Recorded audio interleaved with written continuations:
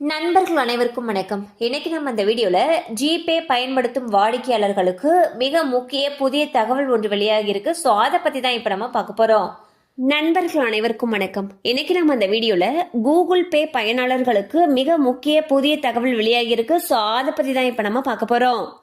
இந்தியாவிலும் பெரும்பாலான மக்கள் கூகுள் பேயை ஆன்லைன் கட்டண ஆப்பாக பயன்படுத்தி வருகின்றனர்.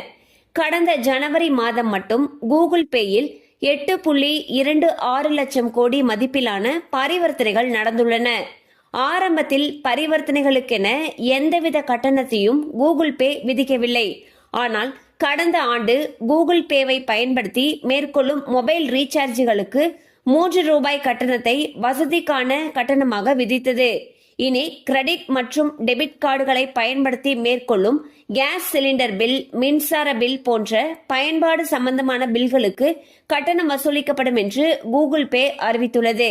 கட்டணம் செலுத்தும் தொகையில் 0.5% 1% வரை பிளஸ் ஜிஎஸ்டி தொகை கூகுள் பேயின் வசதிக்கான கட்டணமாக செலுத்த வேண்டும்.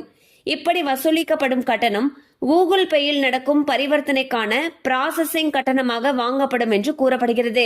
சோ பாத்தீங்கன்னா இனி கூகுள் பேல கிரெடிட் மற்றும் டெபிட் கார்டுகளை பயன்படுத்தி மேற்கொள்ளப்படக்கூடிய கேஸ் சிலிண்டர் பில், மின்சார பில் போன்ற பயன்பாட்டு சம்பந்தமான பில்களுக்கு ப்ராசஸிங் ஃபீஸ் வாங்குவோம்னு சொல்லியிருக்காங்க. அந்த வகையில் நம்ம கட்டக்கூடிய தொகையில 0.5% 1% பிளஸ் ஜிஎஸ்டி தொகை பாத்தீங்கன்னா கூகுள் பேவுடைய ப்ராசஸிங் ஃபீஸாக வாங்கப்படும் சொல்லியிருக்காங்க.